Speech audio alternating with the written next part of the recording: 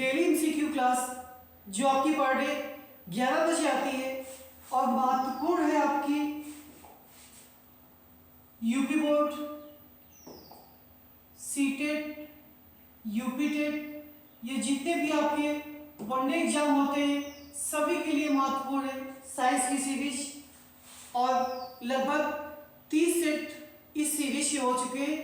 तो आज देखते हैं उसके आगे क्वेश्चन क्या कह रहा है कि निम्न में से किस कण का व्यास 0.002 मिलीमीटर से कम होता है। किस कण का व्यास 0.002 मिलीमीटर से कम होता है। और आप लोग हमें बताने वाले हैं कि जो जल गैस होती है, जो जल गैस होती है ये किसका मिश्रण है, ये बताने वाले हैं। देखिए इस क्वेश्चन का जो आंसर है कि जिसका व्यास जो होता है 0.002 मिलीमीटर से कम होता है वो आपकी, अब दो ऑप्शन बचे हैं आपके, मृत्तिका या फिर गाद। तो गाद भी इसका आंसर नहीं होगा, क्या होगा, मृत्तिका होगा। इसका जो व्यास होता है वो 0.002 से कम होता है। हमने आपसे पूछा था कि जो जल गैस होती है वो किसका मिश्रण होती है, तो आपका जवाब होना चाहिए कार्बन मोनोऑक्साइड और हाइड्रोजन। कार्बन मोनोऑक्साइड और हाइड्रोजन का मिश्रण होती है जल गैस। इस बात को आप लोग याद करेंगे। क्वेश्चन नंबर 9 पे आते हैं।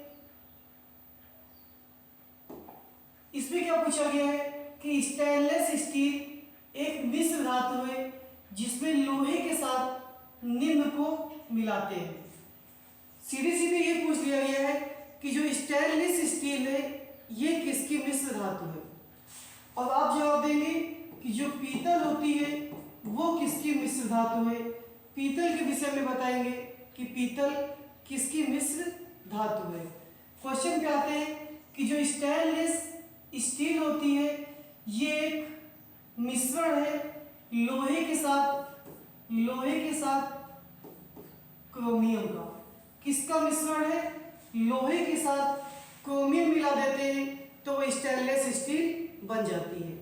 हमने आपसे क्या पूछा, पीतल किसकी मिश्र धातु है, तो ये जो मिश्र धातु है वो तांबा और जस्ता की है। किसकी मिश्र धातु है, तो तांबा और जस्ता को मिलाकर ये पीतल बनती है।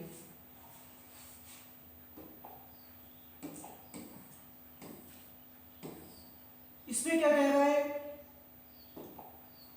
कि निम्न में किस पदार्थ की विद्युत चालकता सबसे अधिक होती है। अब आपको बताना है कि जो हीरा होता है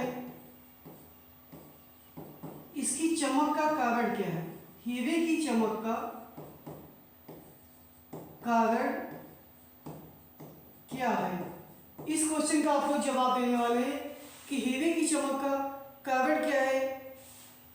वापस आते हैं क्वेश्चन पे, किसकी वैद्युत चालकता सबसे अधिक होती है, तो हीरा नहीं होगा, लकड़ी हो ही नहीं सकता। अब आपके पास चांदी या ग्रेफाइट दो ऑप्शन बचे हैं, तो आप लोग जान लीजिए ग्रेफाइट इसका आंसर नहीं होगा, चांदी इसका आंसर होगा। क्या इसका आंसर होगा, चांदी इसका आंसर होगा। जो हीरे की चमक का कारण होता है पूर्ण आंतरिक परावर्तन। इस बात को आप लोग याद कर लेंगे। नेक्स्ट क्वेश्चन,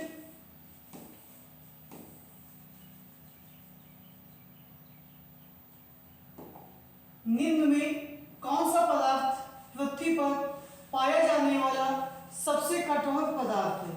सबसे कठोर पदार्थ आपको बताना है और आप बताएंगे कि जो प्रोड्यूसर गैस होती है, जो प्रोड्यूसर गैस होती है ये किसका मिश्रण है। प्रोड्यूसर गैस जो है ये किसका मिश्रण है, इस बात का आप लोग जवाब देने वाले हैं। क्वेश्चन पे आ जाते हैं कि पृथ्वी पर पाया जाने वाला सबसे कठोर पदार्थ ग्रेफाइट नहीं, चांदी भी नहीं होगा। अब लोहा और हीरा दो ऑप्शन आपके पास बचे हैं, तो इसका जो लोग गेस कर रहे हैं हीरा वो नहीं होगा, तो फिर से गलत, लोहा इसका आंसर नहीं होगा। क्या आंसर नहीं होगा? लोहा नहीं होगा, हीरा इसका सही आंसर होगा कि पृथ्वी पर पाया जाने वाला सबसे कठोर पदार्थ हीरा होता है आपका।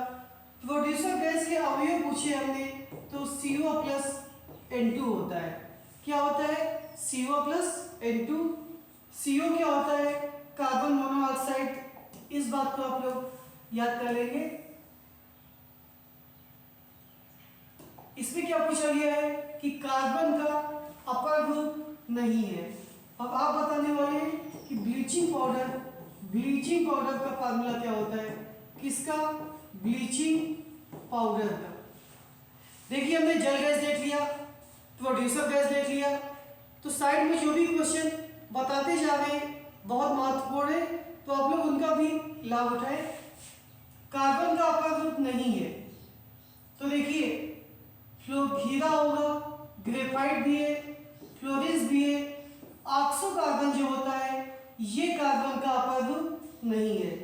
ब्लीचिंग पाउडर का हमने फार्मूला पूछा आपसे तो वो होता है CaOCl2। इस बात को आप लोग याद कर लेंगे। नेक्स्ट क्वेश्चन क्या पूछा गया है? जल से हल्का बताना है। यहाँ पे क्या होता है? जल से हल्का क्या होता है? अब आप जवाब दे देंगे कि जो भारी जल होता है इसका सूत्र क्या होता है? भारी जल का सूत्र बताने वाले हैं और साथ साथ ये भी बताने वाले हैं कि जल से हल्का क्या होता है। तो देखिए जल से जो हल्का होता है, दो ऑप्शन बचे, सोडियम या पोटेशियम। तो जो लोग सोडियम सोच रहे हैं वो लोग एकदम सही हैं, सोडियम ही इसका आंसर होगा, पोटेशियम नहीं। तो जल से हल्का क्या होता है? सोडियम। और भारी जल का सूत्र क्या होता है? तो वो आपका D2O होता है। याद कर लेंगे इसको भी। नेक्स्ट क्वेश्चन क्या कह रहा है? लेड पेंसिल में होता है, लेड पेंसिल में आपको बताना है क्या होता है? हीरा होता है, शीशे का ऑक्साइड होता है, ग्रेफाइट होता है या शीशे का सल्फाइड होता है। आप बताने वाले हैं कि हाइड्रोजन के जो तीनों समस्थानिक हैं उनके नाम। हाइड्रोजन के समस्थानिक क्या बताने वाले हैं? हाइड्रोजन के समस्थानिक बताने वाले हैं आप लोग, इसे भी याद कर लेंगे। और वापस क्वेश्चन पे, लेड पेंसिल में क्या होता है? तो लेड पेंसिल में क्या होता है? ग्रेफाइट होता है। क्या होता है?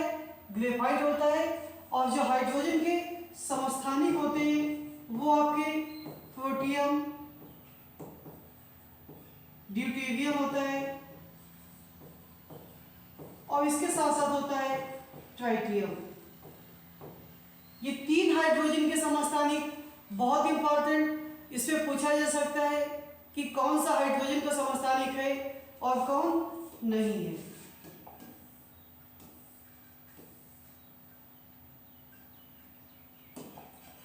निम्न में कौन लौह धातु के क्षरण के लिए आवश्यक है? लौह धातु के क्षरण के लिए इसमें क्या आवश्यक है? और आप बताने वाले कि जो सिनेबार होता है क्या होता है? सिनेबार ये किसका अयस्क है? सिनेबार अयस्क किसका है? गेस करिए किसका अयस्क सिनेबार हो सकता है। इसमें हमें क्या बताना है कि लौह धातु के क्षरण के लिए आवश्यक है। तो देखिए नमी तो बिल्कुल होगी। अब बात आती है यहाँ पे ऑक्सीजन के साथ नमी या हाइड्रोजन के साथ नमी।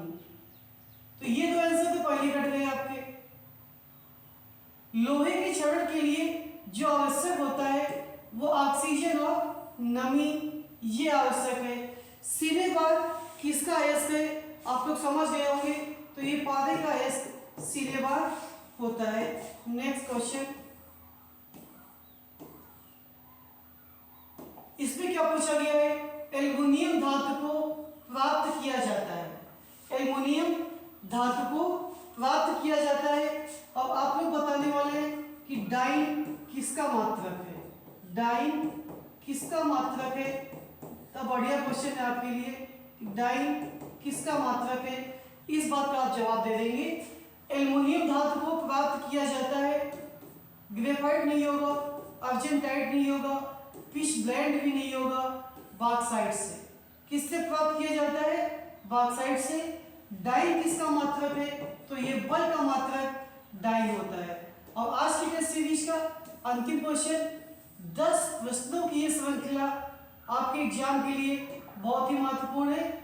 इसमें क्या पूछा गया है कि जिनमें प्रोटॉन की संख्या समान होती है लेकिन न्यूट्रॉन की संख्या भिन्न होती है, हमें बताना है उनको क्या कहते हैं।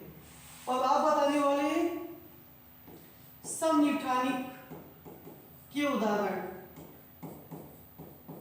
समन्यूट्रॉनिक के उदाहरण एक बता दीजिए आप कि क्या होगा। देखिए, जिसमें प्रोटॉन की संख्या समान होती है, न्यूट्रॉन की संख्या भिन्न होती है, तो वो क्या कहलाते हैं? वो समस्थानिक कहलाते हैं। समन्यूट्रॉनिक का जो उदाहरण है 1s3 2he4। अब आप कहेंगे कैसे? तो इसमें न्यूट्रॉन निकाल लीजिए, 1s3 में भी 2 होंगे और 2he4 में भी 2 न्यूट्रॉन होंगे। तो ये थी टॉप 10 क्वेश्चन की सीरीज, जिसमें आपसे क्वेश्चन भी पूछे जाते हैं। तो आप लोग इस सीरीज का सपोर्ट करते रहे और देखते रहे। 11 बजे पर डे ये सीरीज आती है और शाम को 6:30 बजे इन्वायरमेंट की सीरीज। तो इन दोनों सीरीज का आप लोग लाभ उठाएं। धन्यवाद।